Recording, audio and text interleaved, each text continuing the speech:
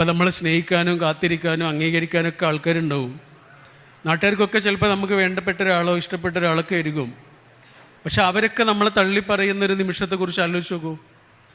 നമ്മളെ അംഗീകരിച്ച മനുഷ്യരൊക്കെ നമ്മളെ തള്ളിപ്പറയുന്ന ഒരു നിമിഷത്തെക്കുറിച്ച് ആലോചിച്ച് നോക്കൂ.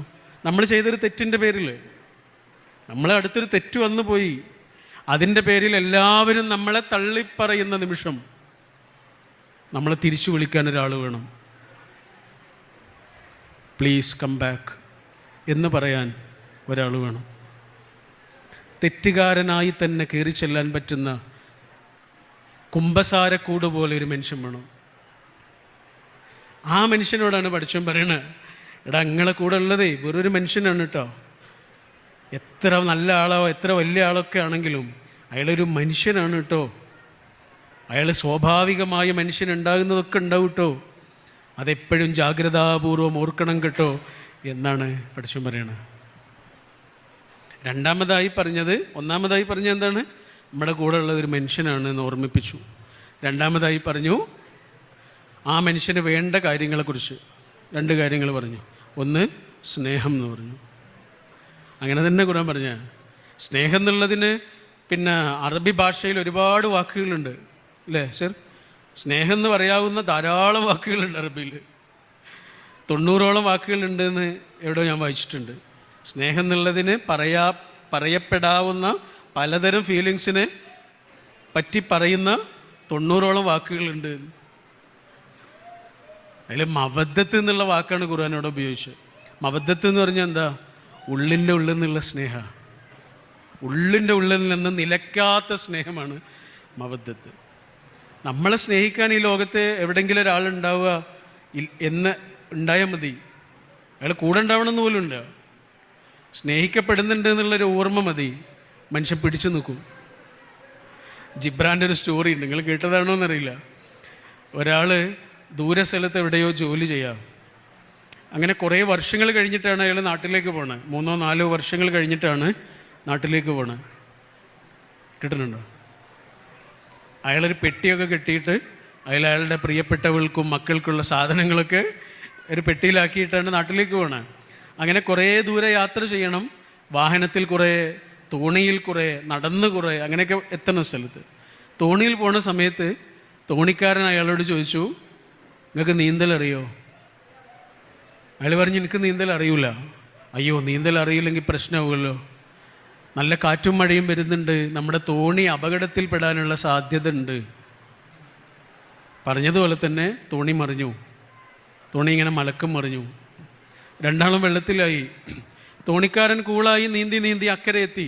പക്ഷേ തോണിക്കാരൻ രക്ഷപ്പെടുമ്പോഴും അയാളുടെ മനസ്സിൽ മുഴുവനും ആ പാവം യാത്രക്കാരനാണ്.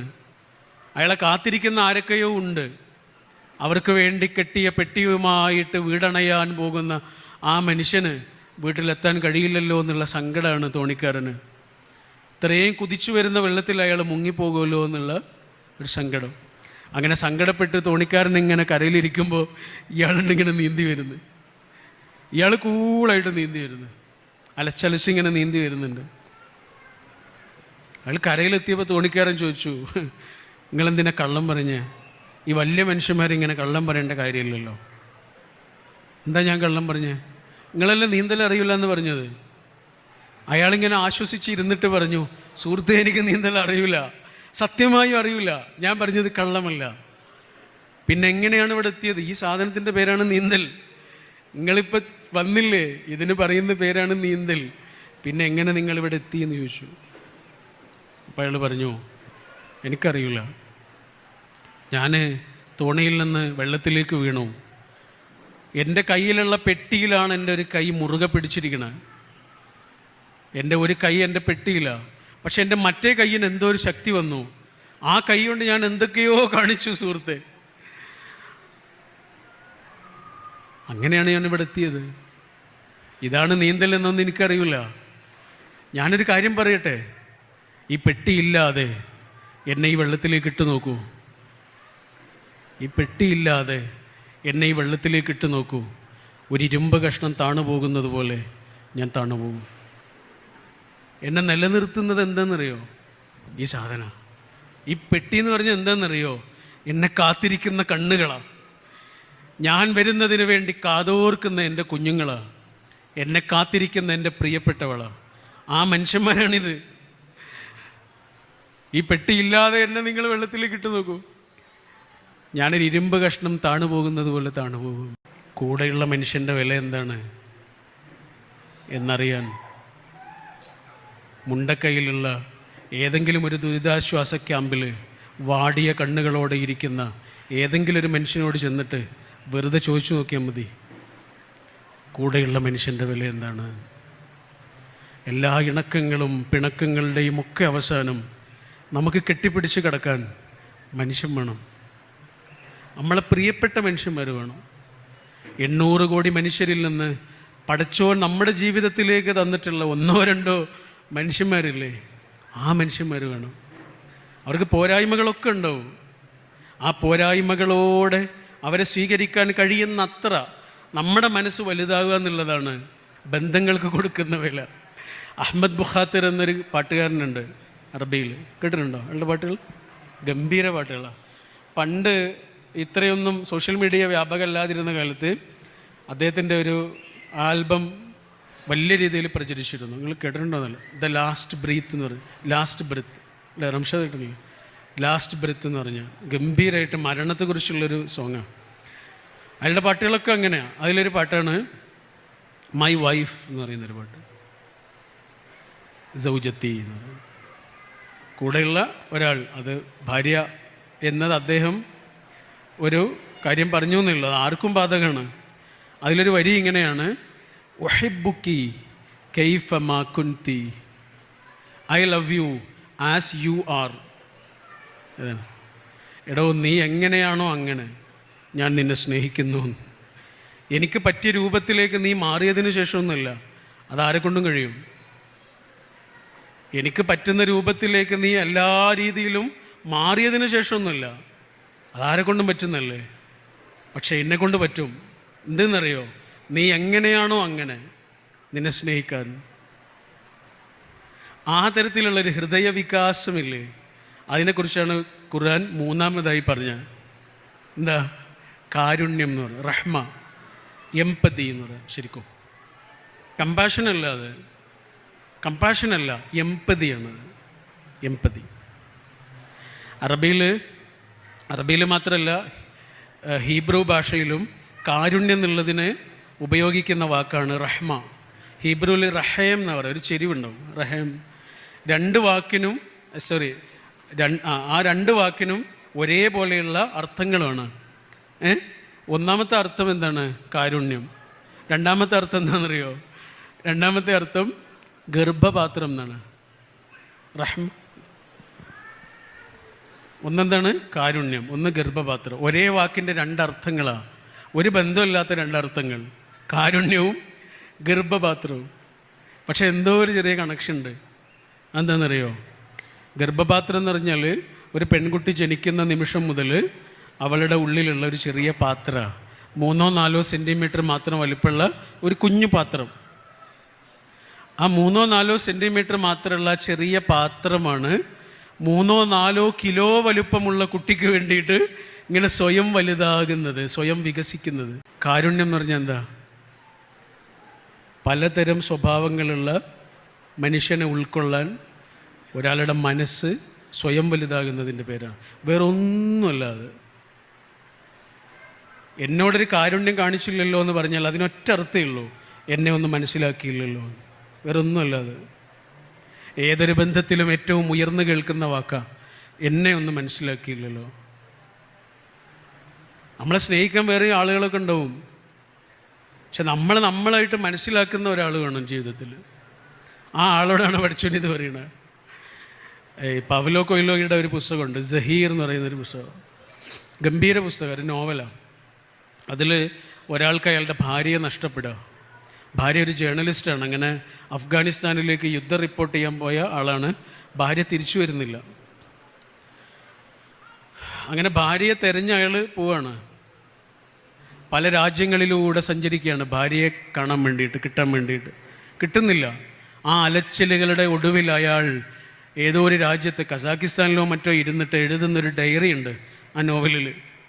ആ ഡയറിയിൽ അയാൾ പറയുന്ന വാക്ക് ഇങ്ങനെയാണ്: എൻ്റെ എസ്തർ, നീ എവിടെ പോയാലും ഞാൻ നിന്നെ തെരഞ്ഞു വരും. നീ എവിടെ പോയാലും ഞാൻ നിന്നെ തെരഞ്ഞു വരും. അതിൻ്റെ കാരണം എന്താണെന്നറിയോ?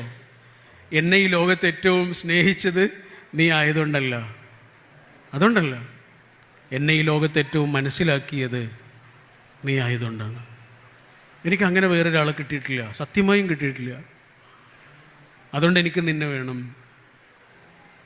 എനിക്ക് നിന്നെ സ്നേഹമാണ്. സ്നേഹം എന്ന് പറഞ്ഞാൽ ഭ്രാന്ത് പിടിച്ച സ്നേഹമാണ്. ഒക്കെ ശരിയാ. പക്ഷെ നിന്നേക്കാൾ എനിക്ക് സ്നേഹമുള്ള വേറൊരാളുണ്ട്. നിന്നോടുള്ളതിനേക്കാൾ സ്നേഹം ഉള്ള ഒരാൾ എനിക്കുണ്ട്. അതാരാന്നറിയോ? നീ ഉള്ളപ്പോൾ മാത്രമുള്ള എന്നെ. ആ എന്നെ ഞാൻ വേറെ എവിടെയും കണ്ടിട്ടില്ല. നിൻ്റെ കൂടെ ഉള്ളപ്പോൾ മാത്രമുള്ള ഒരു ഞാനുണ്ട്. ആ എന്നെ എനിക്ക് വേറെ എവിടെയും കണ്ടിട്ടില്ല എന്ന കവിത പോലെ അയാൾ പറയാം. മൂസാ നബി അലൈഹി സ്വലാമിനെ പഠിച്ചവൻ ഫറോവയുടെ അടുത്തേക്ക് പറഞ്ഞയക്കുന്നൊരു രംഗമുണ്ട് ഖുർആനിൽ, അല്ലേ? ഫറോവയുടെ അടുത്ത് ചെന്നിട്ട് പറയേണ്ടത് എന്താ പറയേണ്ടത്? നിങ്ങളല്ല ദൈവം, ശരിക്കുള്ള ദൈവം വേറെ ഉണ്ട് എന്നാണ് പറയേണ്ടത്. അയാൾക്ക് ഇഷ്ടപ്പെടുമോ? അയാൾക്ക് ഇഷ്ടപ്പെടില്ല എന്ന് മാത്രമല്ല, ആര് പറഞ്ഞാലും അയാൾക്ക് ഇഷ്ടപ്പെടില്ല. മൂസാ നബി പറഞ്ഞാൽ തീരെ ഇഷ്ടപ്പെടില്ല. കാരണം അയാളുടെ ചോറ് കഴിച്ച് വളർന്ന ആളാണ് മൂസാ നബി. അയാളുടെ ചോറ് കഴിച്ച് ജീവിച്ച് വളർന്ന ശരീരവുമായി ആ ബലമുള്ള ശരീരവുമായി അയാളുടെ മുന്നിൽ വന്നിട്ട് പറയാണ്, നിങ്ങളല്ല പഠിച്ചവൻ, വേറെ ശരിക്കുള്ള പഠിച്ചുണ്ട് എന്ന് പറഞ്ഞാൽ അയാൾ എത്ര ദേഷ്യപ്പെടും? ആ ദേശത്തെക്കുറിച്ച് ഏറ്റവും നന്നായി അറിയുന്ന ആർക്കായിരിക്കും? മൂസാ നബിക്ക് തന്നെ ആയിരിക്കും. അപ്പോൾ മൂസാ നബി പഠിച്ചവനോട് നടത്തുന്നൊരു പ്രാർത്ഥനയുണ്ട് ഖുർആനിൽ.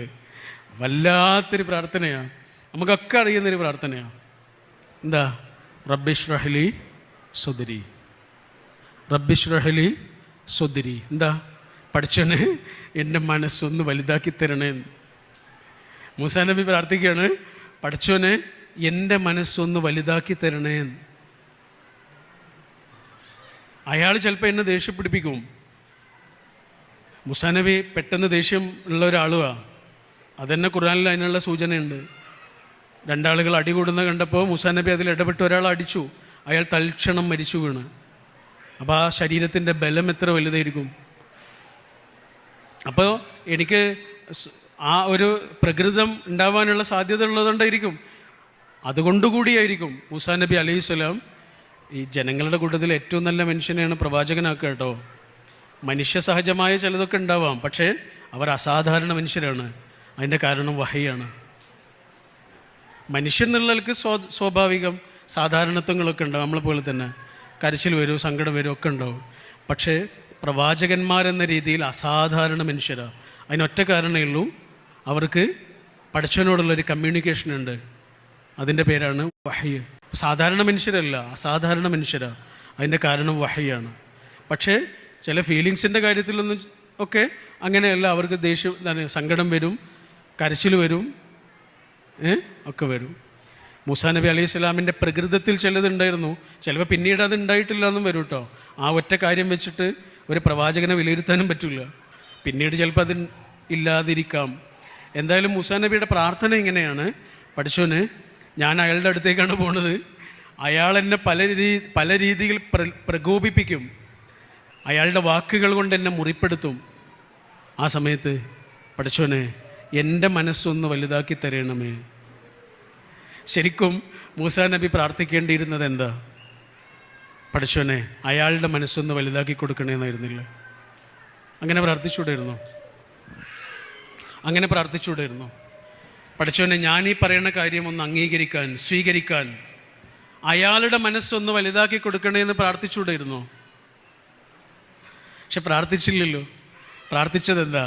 പഠിച്ചോനെ, അയാൾ എങ്ങനെയൊക്കെ പെരുമാറിയാലും എൻ്റെ മനസ്സിനെ നിയന്ത്രിക്കാൻ, എൻ്റെ മനസ്സിനെ നീ വലുതാക്കി തരണമേ എന്നാണ്. കാരണം നമ്മൾ നടക്കുന്ന എല്ലാ സ്ഥലങ്ങളിലും ഇതേപോലെ കാർപ്പറ്റ് വിരിക്കാൻ കഴിയില്ല. നമ്മുടെ കാലിലൊരു ചെരുപ്പിടാനേ പറ്റുള്ളൂ. അതാണ് ഈ പ്രാർത്ഥന. റബ്ബിശ്റഹ്ലി സദ്രി. നമുക്കനുസരിച്ച് എല്ലാവരും നിൽക്കില്ല. നമ്മളുടെ ഇഷ്ടങ്ങൾക്കനുസരിച്ച് ലോകം മുഴുവനും മാറൂല. പക്ഷേ ഈ ലോകത്തിന് പറ്റും വിധം, അതിൻ്റെ എല്ലാ രീതികളെയും സ്വീകരിക്കാൻ പറ്റും വിധം നമ്മുടെ മനസ്സിനെ വലുതാക്കാനേ പറ്റൂ എന്നുള്ളതാണ് ആ പ്രാർത്ഥനയുടെ സാരം. ഇപ്പം കാരുണ്യം എന്ന് പറഞ്ഞാൽ ശരിക്കും ഒറ്റ കാര്യമുള്ളൂ, ഒരാളുടെ മനസ്സ് വലുതാകലാണ്. ആ കൂടെ ജീവിക്കുന്ന മനുഷ്യനോടാവട്ടെ, കണ്ടുമുട്ടുന്ന മനുഷ്യരോടാവട്ടെ, ഒരാൾ പുലർത്തുന്ന അയാളുടെ ഉള്ളിലെ ഒരു വിശാലതയാണ് ശരിക്കും പറഞ്ഞാൽ കാരുണ്യം. അപ്പോൾ ഒരുമിച്ച് ജീവിക്കുന്ന മനുഷ്യരോട് പഠിച്ചവൻ പറയുന്ന 3 കാര്യങ്ങളാണ്. ഒന്നാമതായി പറഞ്ഞു, നിങ്ങളുടെ ജീവിതത്തിലേക്ക് വന്നതൊരു മനുഷ്യനാണ്. രണ്ടാമതായി പറഞ്ഞു, ആ മനുഷ്യന് സ്നേഹം കൊടുക്കണം, അയാൾക്ക് പിടിച്ചു നിൽക്കാനൊരു ഫ്യുവൽ കൊടുക്കണം, അത് സ്നേഹമാണ്. മൂന്നാമതായി പറഞ്ഞു, ആ മനുഷ്യൻ്റെ സ്വഭാവ വ്യത്യാസങ്ങൾ മുഴുവനും സ്വീകരിക്കാൻ പറ്റും വിധം നിങ്ങളുടെ മനസ്സിനെ വലുതാക്കണം. അതിന് ഖുർആൻ ഉപയോഗിച്ച പദമാണ് കാരുണ്യം. നമ്മുടെ മക്കൾക്ക് കൊടുക്കാവുന്ന ഏറ്റവും നല്ല സമ്മാനം, ഒരു പാരൻ്റ് എന്നുള്ള അർത്ഥത്തിൽ നമ്മുടെ മക്കൾക്ക് കൊടുക്കാവുന്ന ഏറ്റവും നല്ല സമ്മാനം ഓർമ്മകളാണ്. ഓർമ്മകൾ. കാരണം വാപ്പ എന്ന് പറഞ്ഞാൽ നമ്മുടെ മനസ്സിൽ ആദ്യം ഓടി വെത്തുന്നത് വാപ്പ തന്ന ചില നിമിഷങ്ങളാണ്. വല്യപ്പ എന്ന് പറഞ്ഞാൽ, വല്യമ്മ എന്ന് പറഞ്ഞാൽ നമ്മുടെ മനസ്സിൽ ആദ്യം ഓടിയെത്തുന്നത് അവർ തന്ന ചില നിമിഷങ്ങളാണ്. അങ്ങനെയാണെങ്കിൽ മനുഷ്യന്മാർക്ക് കൊടുക്കാവുന്ന ഏറ്റവും നല്ല സമ്മാനം ഓർമ്മകളാണ്. മക്കൾക്ക് കൊടുക്കാവുന്ന ഏറ്റവും നല്ല സമ്മാനം ഓർമ്മകളാണ്. നമ്മൾ വലിയൊരു ഷോപ്പിംഗ് മാളിൽ കയറിയിട്ട് സാധനങ്ങളൊക്കെ വാങ്ങി തിരിച്ചിറങ്ങുന്ന സമയത്ത് ഒരു സെക്യൂരിറ്റി ജീവനക്കാരൻ ഇങ്ങനെ ഓടി വരും നമ്മുടെ കാറിനടുത്തേക്ക്. എന്നിട്ട് അയാൾ നമുക്ക് വേണ്ട വഴിയൊക്കെ കാണിച്ചു തരുന്നുണ്ടാവും, നമ്മുടെ വണ്ടിയിലൊക്കെ ഇങ്ങനെ അടിച്ച് നമുക്ക് ഗൈഡ് ചെയ്യുന്നുണ്ടാവും.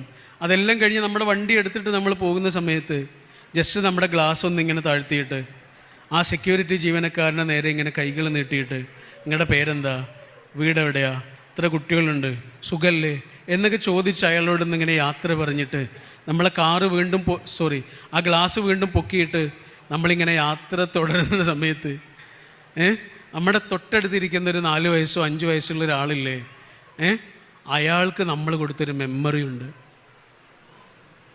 നമ്മൾ ആ ഷോപ്പിംഗ് മാളിൽ നിന്ന് വാങ്ങിക്കൊടുത്ത വലിയ കളിപ്പാട്ടങ്ങൾ പോലും കേടുവരും, പക്ഷേ ഈ മെമ്മറി ഇല്ലേ, ഇതവിടെ തന്നെ കിടക്കും. വലിയ ഷോപ്പിംഗ് മാളിലൊക്കെ കയറുമ്പോൾ, നമ്മളൊരു വാഷ്റൂമിലൊക്കെ കയറിയിട്ട് പുറത്തിറങ്ങുമ്പോൾ അത് വൃത്തിയാക്കാൻ വേണ്ടി ഇങ്ങനെ നിൽക്കുന്ന ഒരാളുണ്ടാവില്ലേ, ഒരു നീലക്കുപ്പായൊക്കെ ഇട്ടിട്ട് ഇങ്ങനെ അവിടെ ഇങ്ങനെ വിധേയത്വത്തോടെ നിൽക്കുന്ന ഒരാളുണ്ടാവും. നമ്മൾ വാഷ്റൂമിൽ നിന്ന് ഇറങ്ങുന്ന സമയത്ത് അയാൾ അങ്ങോട്ട് കയറിയിട്ട് അത് വൃത്തിയാക്കൂലേ, ഇല്ലേ? അയാളും ഏതോ ഒരാളുടെ കണ്ണിൽ വലിയ മനുഷ്യനാണ്. അയാളും അയാളുടെ കുട്ടികളുടെ കണ്ണിലെങ്കിലും വലിയൊരു മനുഷ്യനാണ് അയാൾ. ഈ മനുഷ്യൻ്റെ വിലയില്ലേ, അത് നമ്മുടെ കുട്ടികൾക്ക് നമ്മളിൽ നിന്നാണ് കിട്ടേണ്ടത്. ഗാഡ്ജറ്റുകളൊക്കെ ഉപയോഗിക്കാനുള്ളതാണെന്നും മനുഷ്യ സ്നേഹിക്കാനുള്ളതാണെന്നും അവരറിയണം. അല്ല ഗാഡ്ജറ്റുകൾ സ്നേഹിക്കാനുള്ളതും മനുഷ്യൻ ഉപയോഗിക്കാനുള്ളതുമല്ല. ഗാഡ്ജറ്റുകളെ ടു ബി യൂസ്ഡ്, കൂടെയുള്ള മനുഷ്യന്മാരെ ടു ബി ലവ്ഡ്. അതുകൊണ്ട് അതിനെന്ത് വേണം? ഈ സാധനങ്ങളെക്കാൾ അവർ മനുഷ്യനെ കാണണം. ഇത് മറന്നു പോകുന്ന രീതിയിൽ അവർ മനുഷ്യരെ കാണണം.